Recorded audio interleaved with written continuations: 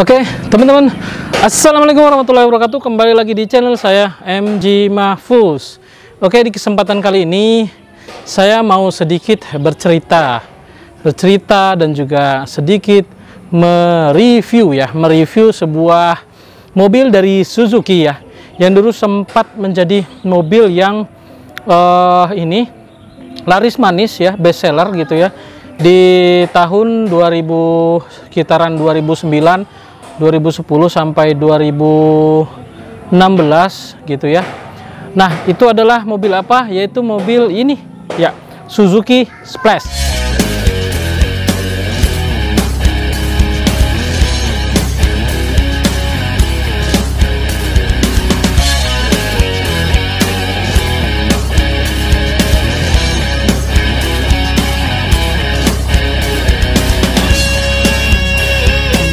Ya, ini adalah mobil dari Suzuki, yaitu Suzuki Splash. Kenapa saya bilang best seller?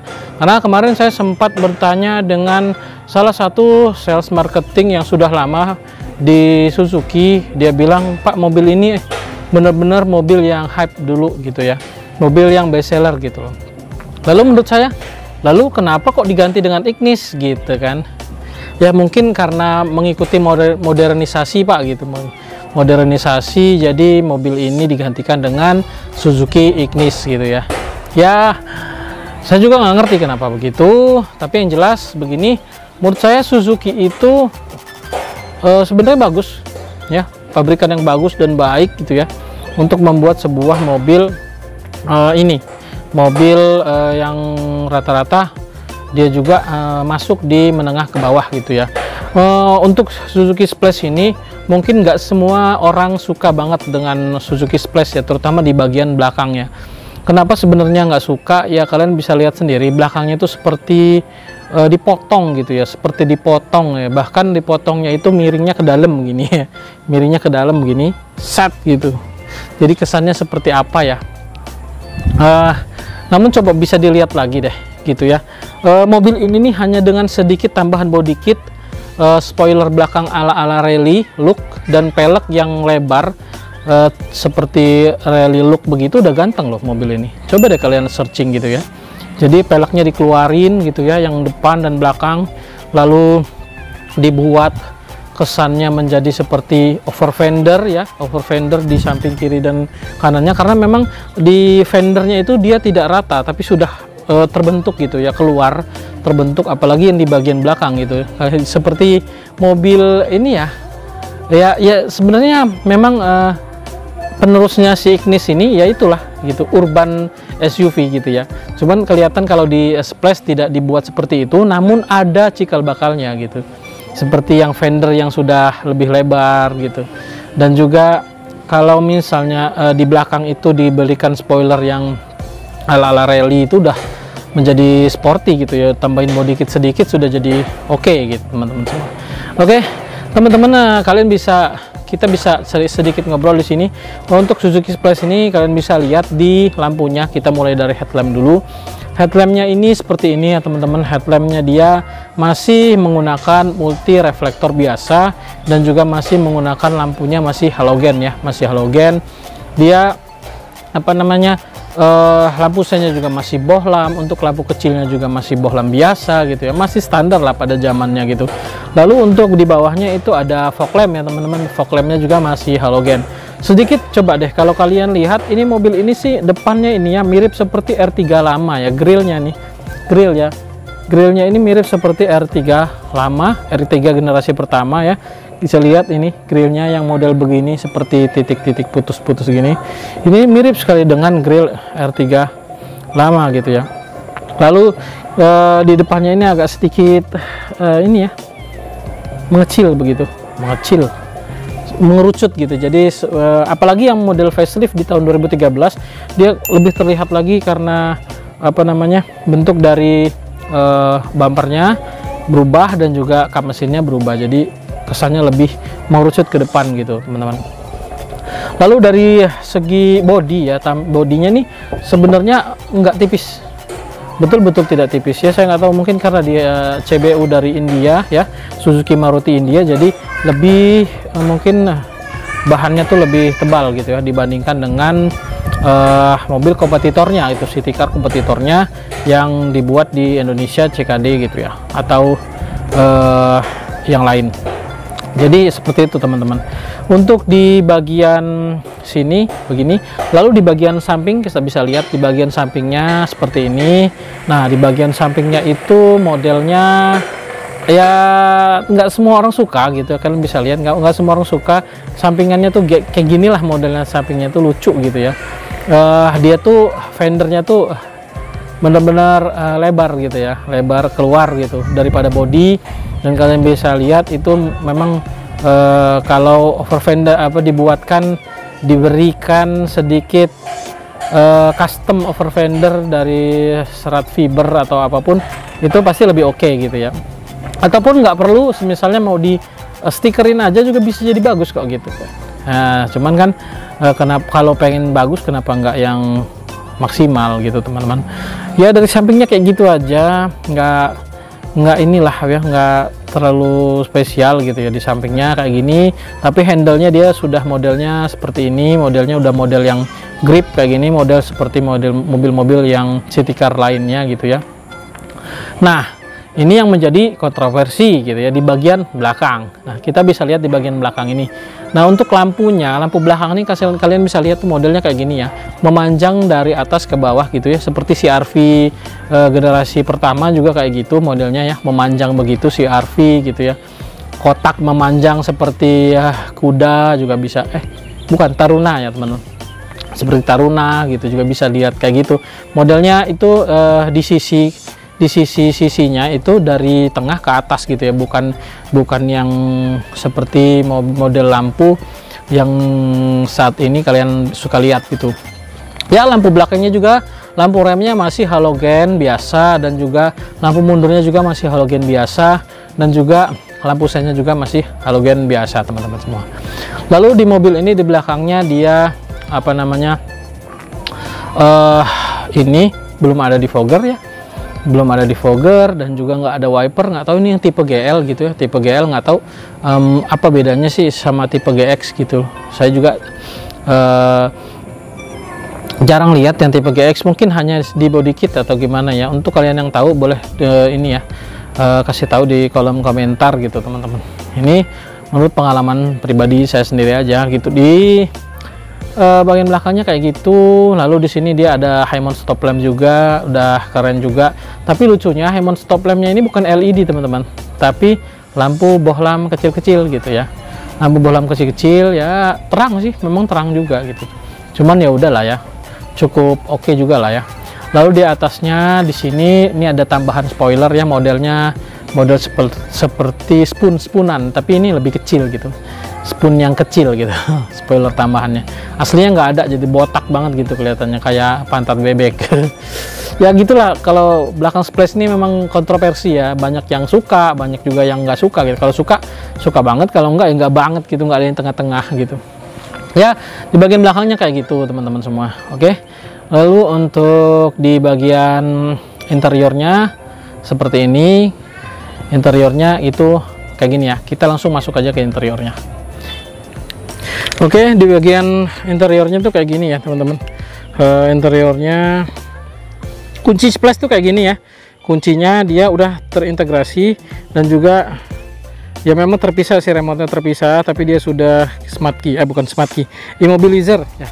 Untuk masuknya seperti ini, untuk bukanya begini aja, kunci buka ya begini, kita tinggal tarik aja ya. Ini adalah interiornya teman-teman, interior dari apa namanya, Suzuki Splash tahun 2011. Ini kita bisa lihat di bagian sini, ini masih ada bahan fabriknya ya, bahan fabriknya ya lumayan lah ya. Di sini memang masih hard plastik semua, tapi bahannya tebel plastiknya, bukan yang ecek-ecek, tebel. Di sini dia sudah ada power ini ya, power door lock nih. Ada power door lock, ada window lock. Di sini juga ada yang namanya auto down, tapi belum auto up. Di semuanya nggak biasa aja dia juga, tapi belum electric mirror ya, belum electric mirror. Jadi masih manual mirroring dari sebelah sini. Nah, dia dari dalam memang penyetelannya dari dalam cuman ya cukup lah daripada dari luar gitu ya. Ini dari dalam juga udah cukup oke, teman-teman. Lalu untuk dari sisi sebelah sininya nih, kita bisa lihat ini kisi AC nya begini ya, dia nggak bisa diputer, tapi dia bisa ini ya, diarahkan ke kanan dan ke kirinya. Dia nggak bisa dibuka tutup juga ya. Jadi seperti ini aja, kanan kiri, atas dan bawah gitu teman-teman. Ini ada yang untuk ke kaca ini. Lalu di bawahnya sini dia ada untuk ini ya, fog lamp ya. Untuk fog lamp di sini ada, dan juga ada ciri khas dari CBU India, yaitu ada headlamp leveling juga masih aktif ya. Ini alarm dari bawaannya sana. Di bawahnya sini ada untuk pembuka kap mesin. Nah, ini ada immobilizernya ya teman-teman. Lalu di sebelah sini ini masih ada headlamp ya, headlamp saklar headlamp begitu, dan ada saklar untuk fog lamp belakang juga. Fog lamp belakangnya di sini ya. Lalu di sebelah sini ini ada untuk wiper yang dia udah intermittent tapi belum bisa belum bisa atur interval waktunya. Oke teman-teman, coba kita start up aja ya. Kita lihat speedometernya aja. Oke. Nah, di speedometernya ini ya, mobil ini kilometernya sudah 95.000 ya tahun 2011. Cukup jarang juga dipakai. Jadi di sini kita bisa lihat ada apa aja. Di sini ada trip A ya. Terus ada trip B juga. Lalu di sini ada odometer. Udah cuman ada itu doang ya. Lalu di sini ada untuk pengaturan jam, yang jam di sini. Cuman itu aja. Lalu speedometernya di sini itu ada 0 sampai 200 km per jam. Dia warnanya putih backgroundnya ya, tapi lampunya warnanya ember sama seperti lampu di odometernya. Dia nggak ada LED, cuman kayak gitu doang. Lalu di sebelah sini yang unik ya, takometernya dia ala-ala aftermarket gitu teman-teman. Nah, takometernya ala-ala aftermarket. Jadi ini yang saya bilang kalau dimodif sedikit jadi ala-ala rally look gitu. Nah, ini keren. Jadi sudah takometernya udah mendukung gitu untuk mobil-mobil rally gitu, untuk mobil-mobil sport car gitu. Ya, sport car yang dimodif gitu ya. Nah, untuk head unitnya seperti ini ya. Ini di sini dulu ya. Nah, di sini ada tempat penyimpanan tertutup ya. Bisa buat naruh buku-buku kecil kayak buku tabungan kayak gini. Ada juga tempat koin di sini. Kalian bisa lihat, unik ya. Unik banget tempat ini nih. Jadi bermanfaat juga dashboardnya gitu. Di sini tempat hazardnya, dan untuk kisi AC tengahnya seperti ini. Dia nggak bisa ya, bisa di kanan kiri juga, dan juga atas bawah. Modelnya kayak gini modelnya. Lalu untuk head unitnya standar aja. Head unitnya dia standar banget nih. Mereknya GVC aftermarket ya. Dia sudah bisa radio, AM, FM, terus aux, terus juga ada ini ada USB ya. Ada USB-nya, ini aux-nya di sini. Oke. Nah, gitu doang. Ada CD juga. Untuk CD juga ada. Jadi sudah standar lah ya, cukup lengkap standarnya. Jadi lumayan cukup oke. Tapi ini bisa dirubah untuk jadi double din. Udah ada frame-nya nih. Terus di sini kalian bisa lihat ada tempat penyimpanan terbuka juga. Lumayan juga buat naruh-naruh HP, buat naruh-naruh apa aja di sini bisa juga, kartu segala macam. Di bawahnya ini bisa lihat untuk penyetelan AC-nya ya, standar kayak gini. Ini AC-nya bisa dingin di sini. Tengah-tengahnya ini standar. Nah, di sini ada heater ya, ada heaternya. Untuk speed fan-nya dia bisa sampai 4. Ini untuk air sirkulasinya malah dia modelnya tombol ya, lucu ya. Ini untuk ngidupin kompresor AC. Lalu untuk arah semburannya lengkap, ada yang ke kepala, kaki aja. Ini ada kaki sama disc struktur depan. Ada ini juga ada untuk di kaca depan juga. Jadi lengkap juga. Di sini ada power outlet ya. Power outletnya ada di sini 12 volt. Sini juga ada tempat penyimpanan kecil juga. Jadi cukup oke. Nah, untuk persnelingnya mobil sebelah sini ada di sini ya teman-teman. Ini diganti sama orangnya pakai punya Momo. Emang rata-rata yang saya lihat sebelah sini cepet banget aus gitu ya. Karetnya sih aman gitu. Ya begini. Sama di bagian sini nih rata-rata ya. Nggak tahu kenapa cepet banget pecah gitu sebelah sini nih. Ini ada retak nih, pecah tipis karena di sini ada agak kayak kosong gitu kali ya. Ya begitulah. Ini part brake-nya mechanical teman-teman. Part brake-nya mechanical. Ya, standarnya begini. Di sini ada tempat penyimpanan terbuka juga yang besar. Tempat penyimpanan terbuka besar, tertutupnya di sini lumayan cukup gede juga. Lalu untuk ininya dia modelnya fix ya, untuk seat beltnya. Lalu handle-nya dia modelnya retractable. Di sini juga ada apa namanya sun visor yang ada vanity mirrornya juga. Cuman ini udah mulai kemakan ininya, busanya. Ini ada lampu baca, lampunya juga satu tapi terang gitu ya. Kacanya dia tidak ada dynamic view standar. Lalu di sebelah sini nggak ada kaca, adanya cup holder aja gitu. Oke, hanya itu ya di depannya, standarnya aja. Untuk model jok depannya kayak gini teman-teman, apa namanya, tidak jok pocong tapi dia terpisah headrestnya ya. Begini modelnya untuk yang di depan. Coba kita langsung masuk aja di bagian belakangnya kayak gimana. Untuk masuk di bagian belakangnya ini enak ya, tinggal buka aja gini baru kita naik gitu. Oke, nah ini saya bilang ya teman-teman, di Suzuki Splash ini ya lumayan cukup, nggak terlalu sempit sih menurut saya. Untuk tinggi saya 170 cm ini masih ada ya, masih ada seginilah ya, cukup lah ya. Ini ada seat back pocket tapi dari sarung joknya, ini sarung jok dari bawaan Suzuki-nya langsung ya, jadi tebal bahannya gitu ya, lumayan sih cukup juga. Kaki juga bisa masuk ke dalam tuh, jadi enak ya, jadi bisa agak selonjoran gitu, jadi enak. Dia sini memang ada sedikit tunnelingnya, ada sedikit, nggak tahu sini untuk apa ditaruh di, ada beginian gitu. Sini ada sedikit tunnelingnya. Lalu di sini modelnya hand gripnya modelnya retract juga ya, hand gripnya modelnya retractable gitu ya. Nah di sini yang di punya saya ini, di sini dia ada ininya, separatornya. Sini ada separatornya, jadi lumayan bisa buat naro-naro ini, buat naro-naro apa barang lah di sini, jadi nggak kelihatan juga dari bawah.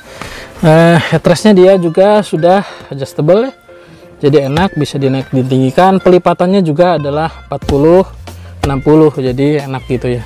Cuman sandarannya doang yang bisa dilipat 40-60 gitu, yang lainnya enggak gitu ya. Yang bawahnya ini nggak bisa dilipat bawahnya. Seat belt tengah ini 2 titik, jadi seat belt yang di belakang itu tertutup cover, jadi rapih ya. Ya seperti inilah di belakang, simple aja. Terus di bagian door trimnya juga standar aja, ada speaker, terus nggak ada cup holder di sini. Cup holder belakang tuh nggak ada ya, jadi kalau ada beginian wajib banget nih separator, jadi bisa naruh di sebelah situ gitu, atau di seat back pocket kalau ada sarungnya. Jadi untuk di sini cuman ada ya bahan fabrik juga sama kayak di depan, hard plastik juga, sama di sini ada amplas kecil sama handle. Cuma itu aja di bagian apa, pintu belakang. Pintu belakangnya ini pintu dari Suzuki Splash ini saya bilang ini ya berat gitu ya, pintunya tuh gegep gitu, apa namanya, kalau digoyang tuh berat gitu, jadi kesannya tuh bener-bener modelnya itu kokoh gitu ya, kesannya tuh kayak gimana gitu, kokoh. Ini untuk pembuka tangki bensin ada di sebelah sini, dan pembuka bagasi ada di sebelah sini. Kita buka aja. Untuk joknya nggak ada adjuster, cuman reclining sama sliding doang. Spionnya modelnya begini, modelnya dia memang belum elektrik tapi dia besar ya, sudah besar, dan juga bisa diaturin dari depan gitu, nggak perlu buka kaca. Sini ada sun defender. Oh iya, untuk velgnya ya, untuk velg teman-teman, untuk velg dari Suzuki Splash ini kalian bisa lihat nih, velgnya keren loh ya, velgnya ini keren, ring 15 ya, dengan lebar 5,5 dengan ET 45 ya. Jadi ini juga banyak dicari untuk velg-velg dipakai di Agya Ayla gitu, untuk gedein velg ya, ring 15. Nah ini yang saya bilang tadi, seperti overfender kan seperti overfender Fortuner gitu kan, ada kayak gininya juga gitu Pajero. Jadi diganti ban yang celong depan dan belakang, ini udah keren gitu mobil ini. Nah untuk di bagian bagasinya kita bisa lihat kayak gini.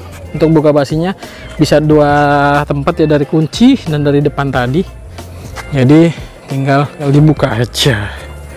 Oke ya, ini banyak barang ya. Untuk bagasinya memang nggak terlalu besar ya, cuma dia agak dalam gitu, jadi bisa ngangkut barang-barang juga. Keranjang itu bisa loh, bisa 1.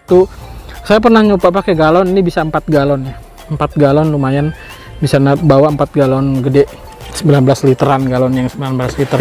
Di bawahnya ini adalah ini ya, Ban serepnya dia full size, bukan space saver, tapi dia peleknya kaleng.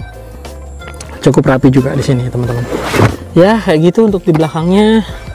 Nggak ada apa-apa, cuman ada ini juga sebenarnya ini ya buatan dari kayu gitu. Cuman penting juga ini, penting juga dan bisa dicontoh juga untuk dibuat gitu, dibuat dipakai buat kalian.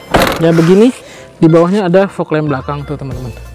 Ya beginilah kondisi dari Suzuki Splash tahun 2011 teman-teman. Suzuki Splash ini kepunyaan saya ini dijual ya dengan harga 69 juta nego, plat B. Jadi kalian bisa kontak saya juga kalau mobilnya masih ada. Ini kondisinya masih sangat prima sekali ya, sangat prima sekali. Jadi cukup inilah ya, prima. Lalu coba kita lihat untuk mesinnya ya. Kita lihat untuk mesin.